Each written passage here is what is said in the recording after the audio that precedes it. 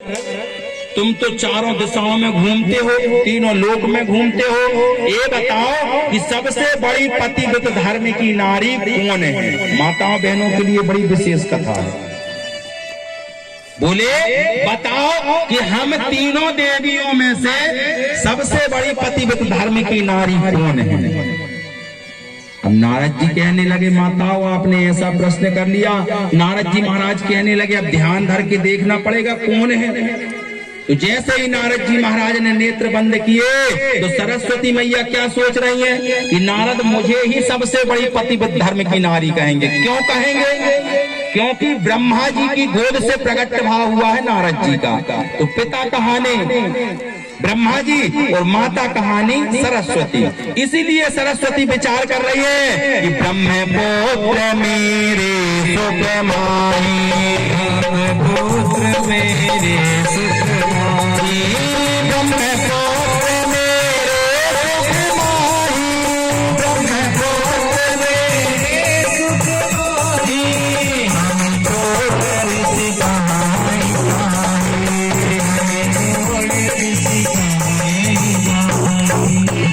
नारद जी महाराज ने माता सरस्वती को सबसे बड़ी पतिव्रत धर्म की नारी नहीं कहा।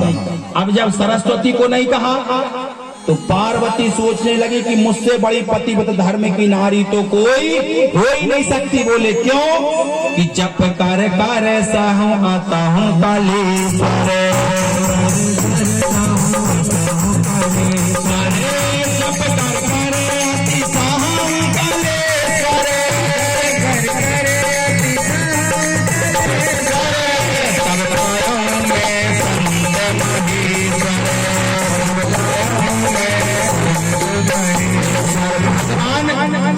भोलेनाथ को पाने के लिए मैया पार्वती के जैसे किसी ने आराधना तपस्या प्रार्थना नहीं की कि कछु दिन खाए बारी बता,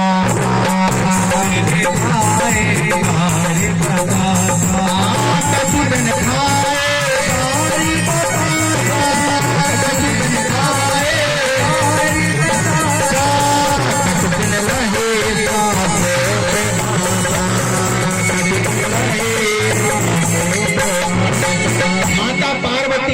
भगवान भोलेनाथ को पाने के लिए कछु दिन खाए बारी बतासा। बारी यानी पत्ते खाकर, बतासा यानी जब बसकारे में जल गिरता है ना, और जल गिरने से पानी में फुग्गे पड़ जाते हैं, उन फुग्गों को उठाकर माता पार्वती ने खाकर और भगवान भोलेनाथ को पाने के लिए तपस्या की कि जन्म जन्म लगी रगर हमारी राम हरे, और बरम शंभु न तरह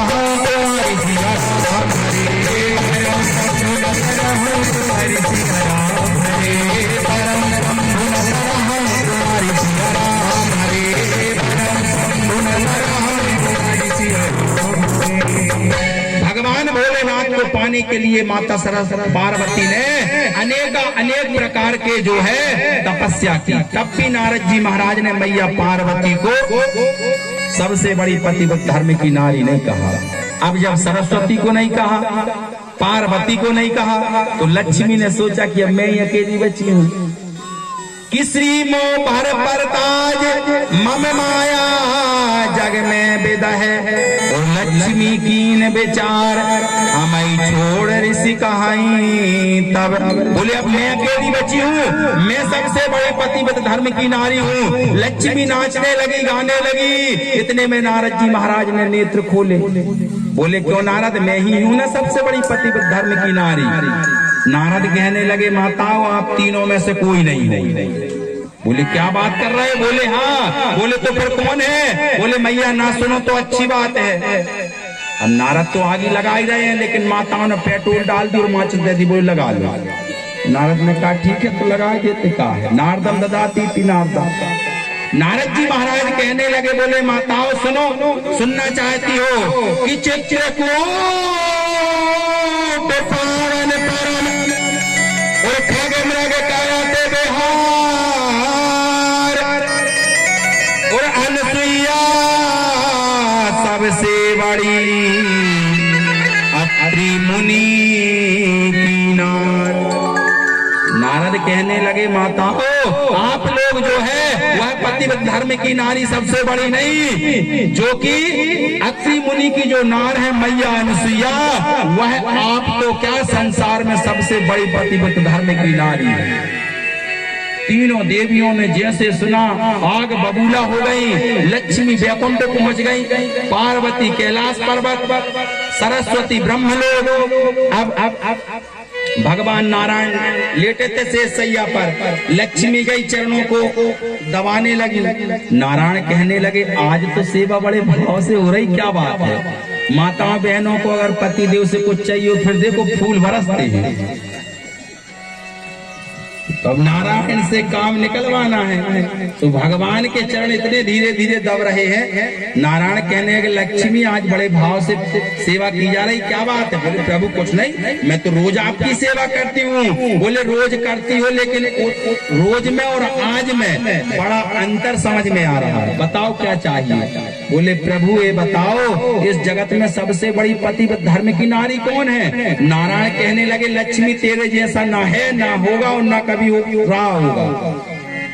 लक्ष्मी कहने लगी बताओ प्रभु सच बताना कब कौन है। बोले लक्ष्मी तुझसे बड़ा तो कोई जगत में है ही नहीं। बोले प्रभु आप झूठ बोल रहे हो। बोले अनुसुईया सबसे बड़ी है पतिव्रत धर्म की नारी। तो नारायण कहने लगे रहने दे, मेरे लिए तो तू ही सबसे बड़ी है। बोले रहने दो नहीं प्रभु, जाओ उसका पतिव्रत धर्म नष्ट करो। नारायण कहने लगे लक्ष्मी अनुसुईया को जानते हो। बोले हम जानते हैं, लेकिन आप जाओ पतिव्रत धर्म नष्ट करना। अब पत्नी की बात भी मानना जरूरी है। नारायण जो थे निकल पड़े। यहाँ माता पार्वती पहुंची। पार्वती जो है भगवान के बड़े सुंदर पूजा कर रही थी। भोलेनाथ कहने लगे क्या बात है पार्वती। मैया पार्वती कहने लगी प्रभु ये भोलेनाथ आपको अनुसुईया का पतिव्रत धर्म नष्ट करने के लिए जाना। भोलेनाथ कहने लगे बोले पार्वती वह बड़ी तेजस्वी है, तपस्वी है वह अनुसुईया, उसका पतिव्रत धर्म नष्ट हम नहीं कर सकते। भोलेनाथ को मैया कहने लगी बोले प्रभु अगर नहीं जाओगे तो फिर मुझसे बुरा कोई नहीं होगा। भोलेनाथ ने त्रिशूल उठाया जाने लगे। अब पार्वती मैया चिल्लाती है बोले प्रभु हे महादेव कब लौटोगे। भोलेनाथ ने कहा मुझे खुद पता नहीं है कि अब मैं लौटूंगा कि नहीं लौटूंगा। बोले ऐसा क्यों बोल रहे हो। बोले अनुसुईया बड़ी तेजस्वी है, बड़ी तपस्वी है। भगवान भोलेनाथ निकल पड़े। सरस्वती ने कहा तो ब्रह्मा जी भी ब्रह्मलोक से निकले। अब तीनों देवता एक जगह मिल गए। तीनों देवता कहने लगे लक्ष्मी के पति नारायण, सरस्वती के पति ब्रह्मा जी और पार्वती जी के पति भगवान भोलेनाथ। तीनों देवता एक दूसरे से वार्तालाप करते हैं और तीनों देवता जो है तपस्या के लिए आकाश मार्ग से निकलने पड़े। अब जैसे ही निकले आकाश मार्ग से उन्होंने सोचा कि अपन तपस्वी का भेष बनाए, साधुओं का भेष बनाए, तब कहीं जाकर हमारी व्यवस्था पूरी होगी। बोले क्या करें। बोले एक काम करो तपस्वियों का भेष बना लो, साधुओं का भेष बना लो। तीनों देवताओं ने साधुओं का भेष बनाया।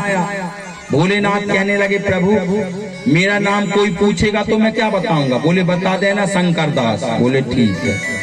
बोले ब्रह्मा जी आपका नाम ब्रह्मदास। बोले प्रभु ठीक है। बोले नारायण आपका नाम। बोले मेरा नाम कोई पूछे तो बता देना श्री श्री 1008 श्री विष्णुदास जी महाराज। तीनों देवता संत का रूप बनाकर कहाँ पहुँचे। पहुँचे अनुसुईया के द्वारे और गावे श्री कीर्तन प्यारा। फिर वह देवी ने बाहर आकर भली से सत्कारा। तीनों देवता जब पहुंचे तो मैया से कहने लगे बोले मैया कि बोले माँ हमको भूख लगी और भोजन का तैयार करो जल्दी और जाना हमको दूर अभी खा पी कर चले जाएं जल्दी। तीनों देवता कहने लगे मैया बड़ी जोर की भूख लगी है, जल्दी से हमें भोजन बना दे। मैया अनुसुईया कहने लगी रे संतो कि अनुसुईया बोली हाथ जोड़ कर मेरा स्वीकार प्रणाम स्वीकार करो।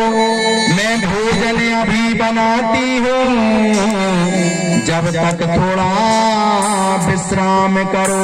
तीनों देवता जो है विश्राम करने लगे और विश्राम करने के बाद माता अनुसुईया की प्रक्रिया देखिए, माताओं बहनों को भोजन कैसे बनाना चाहिए। माता अनुसुईया ने सुंदर जो है उस चूल्हे के यहाँ पर लीपा पोती की, उसके बाद सुंदर स्नान किया, स्वच्छ वस्त्र पहने और वस्त्र पहनने के बाद भोजन बनाती है। किसका ध्यान कर रही है? अनुसुईया ने कभी अपने जीवन में किसी देवता की पूजा नहीं की, अपने पति के चरणों का ध्यान कर रही थी। मैया अनुसुईया भोजन बनाती जा रही है, पति का ध्यान करती जा रही है। मैं तो पति के चरण मनाऊं, मैं तो पति के चरण मनाऊं, मैं तो पति के चरण मनाऊं, मैं तो पति के चरण मनाऊं।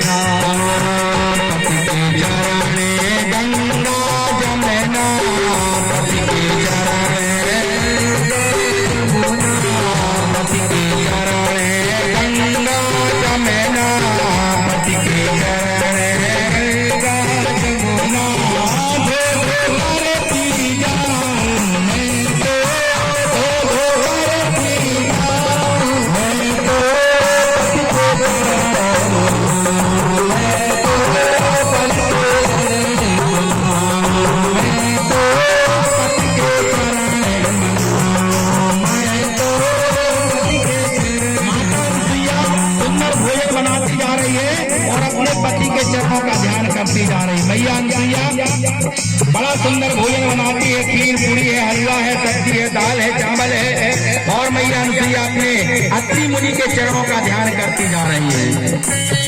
पति के चरण धूला गंगा, पति के चरण